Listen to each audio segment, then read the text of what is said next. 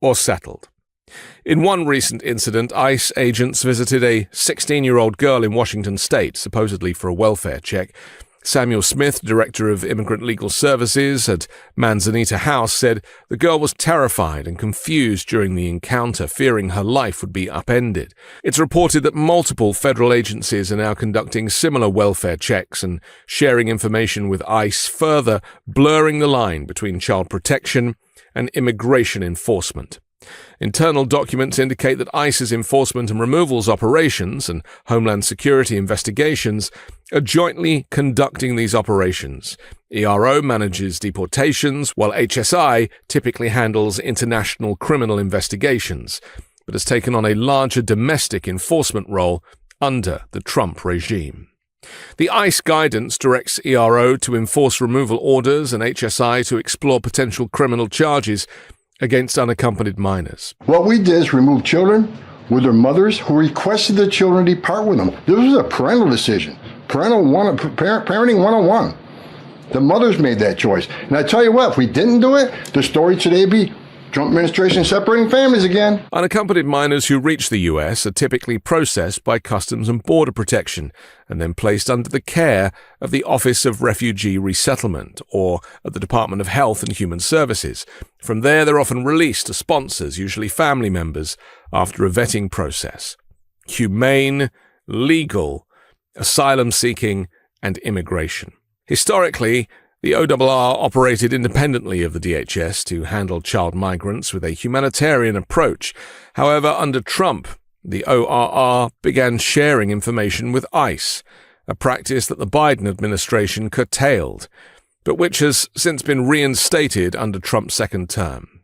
Advocates fear this revived data sharing will be used to arrest and deport sponsors, many of whom are undocumented. Meanwhile, legal services for unaccompanied children have been slashed despite court orders, leaving many minors without adequate representation as they navigate complex immigration proceedings. Trump allies have frequently claimed, often without evidence, that unaccompanied minors are trafficked into the country.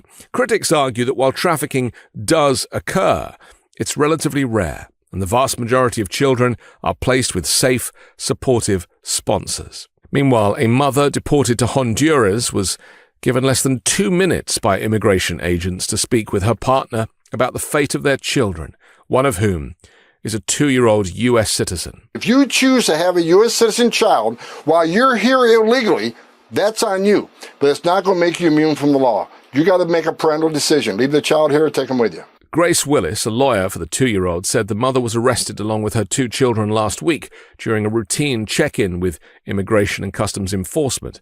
Willis said ICE denied everybody the ability to contact the mother for days after the arrest. She was eventually allowed to speak on the phone with her partner, but only for 2 minutes. They were asserting the child's U.S. citizenship on speakerphone with the ICE officer who was in the room with the mother.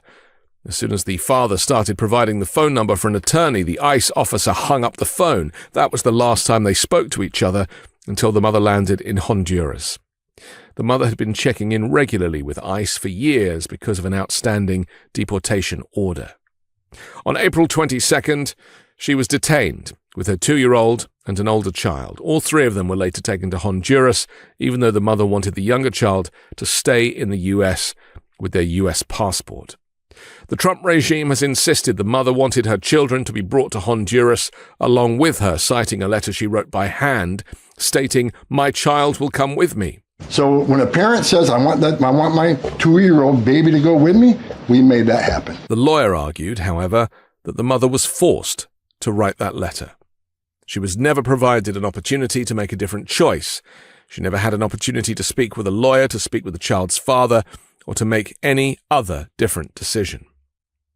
A U.S. district judge has scheduled the hearing for the case for May 16. In the interest of dispelling our strong suspicion that the government just deported a U.S. citizen with no meaningful process. The revelations contradict the Trump regime's claims that U.S. citizen children were deported after their mothers requested the children to leave with them. There are countless examples of abject cruelty on behalf of the Trump regime, bypassing the courts, denying due process, and sealing the fate of thousands of hardworking people who've just tried to make a life in the United States, working hard, contributing, paying taxes, who have their dreams shattered by a racist, xenophobic, and cruel regime, determined to whitewash America, its past, and its future.